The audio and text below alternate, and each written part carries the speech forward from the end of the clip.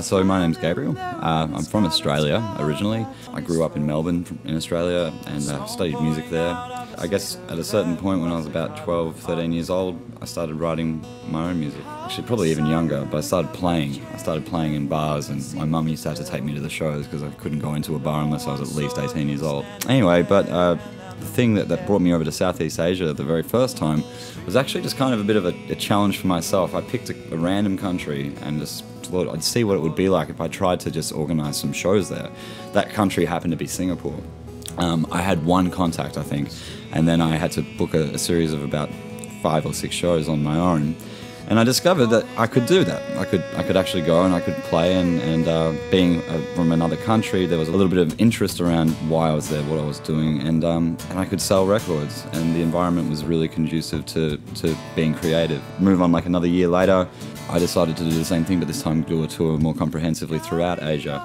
And a lot of that kind of happened because I made a lot of friends, met a lot of people in Singapore that first time around, and it just seemed to me that there was a whole lot of unexplored territories very nearby that would be, well, it'd be worthwhile seeing for one thing, but that also had very vibrant music communities of their own.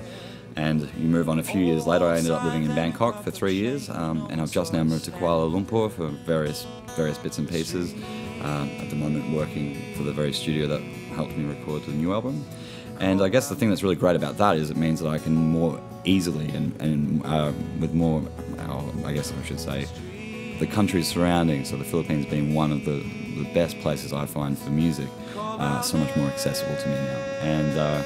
And so that means rather than doing like a month of touring, I can basically pick and choose a couple of places nearby, maybe just go to one country one weekend, one country another weekend. And yeah, I feel that that's going to be really good because bizarrely enough, over these last few years, I found my following seems to exist over here.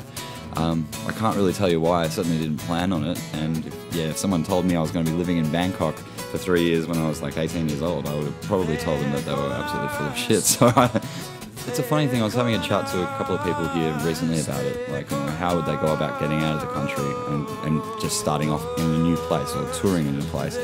I mean, the thing about it is it can be done. I mean, I'm very lucky in that my songs, although I love playing with bands, my songs, I can play them just on the guitar for myself.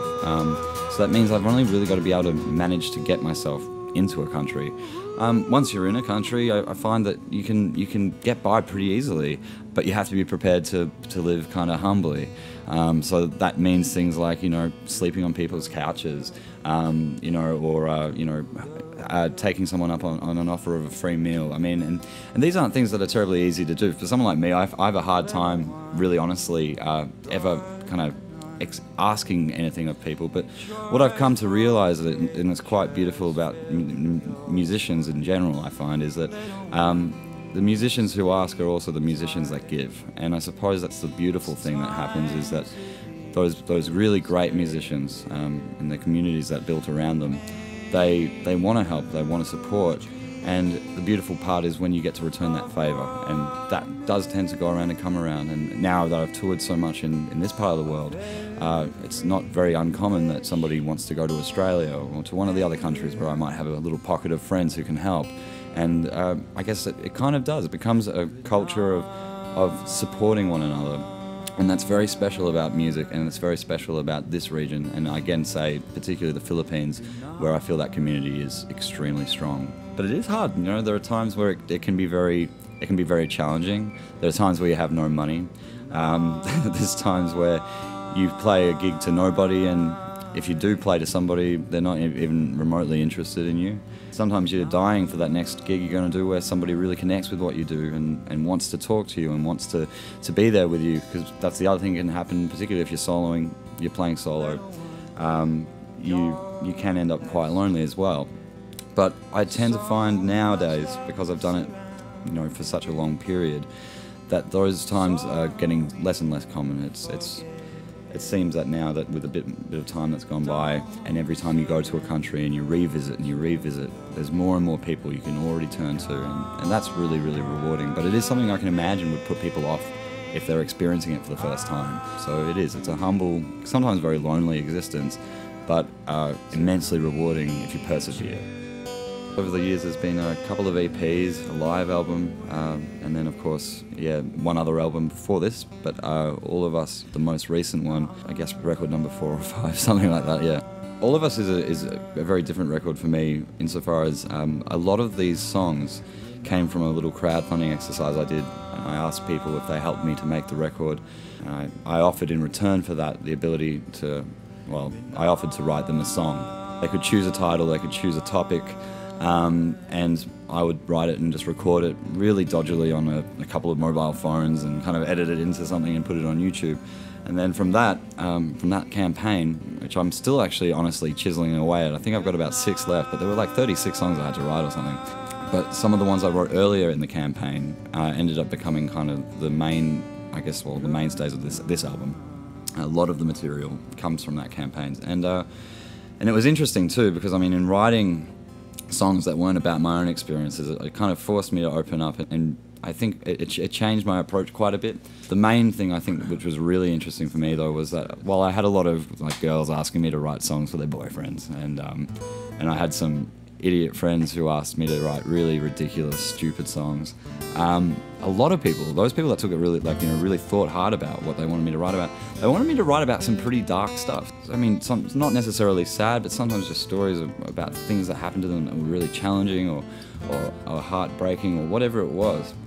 But I found that to be really, really nice in a weird way to experience, because I often thought maybe people might be put off my music sometimes because I feel that I write about, you know, the challenges and the hardships of my life more than I write about how great it is to party.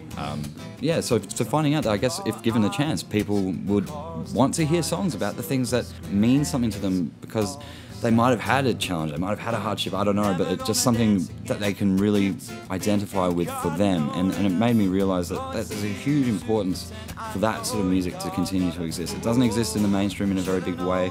These days, it's a lot of music that's sort of designed to be sexy or designed to sort of get you in the mood to go out and dance, which is fine, but there's a whole other part of the emotional spectrum that we really need music to help us with. We need music to cover, because I think that's what gives you that whole feeling of hope. I think that's one of the main things in our lives that we can use to fuel our hope. Anyway, that's what a lot of these songs are about. They're about experiences that other people shared with me. Some of the songs, in fact, were written from my own creative place, but those songs, particularly songs like the first track, I mean, that one was a great one, because the only conditions the girl who requested Scarlet had was that it be called Scarlet and that it be really, really epic. And I don't know if I delivered on that. I tried, but that was, yeah, that's one example of it, I guess. And yeah, it was a great, challenging experience. I wrote a lot of material, and not all of it's great, but it was definitely, it was forcing myself to be creative, and it really gave me a whole new insight into how I could go about writing, which I think is always a good thing as a songwriter. Otherwise you can start recycling the same old tricks. Hi, I'm Gabriel Lynch. You are logged on to PINOYTUNER.com, and you're watching live from the Man Cave.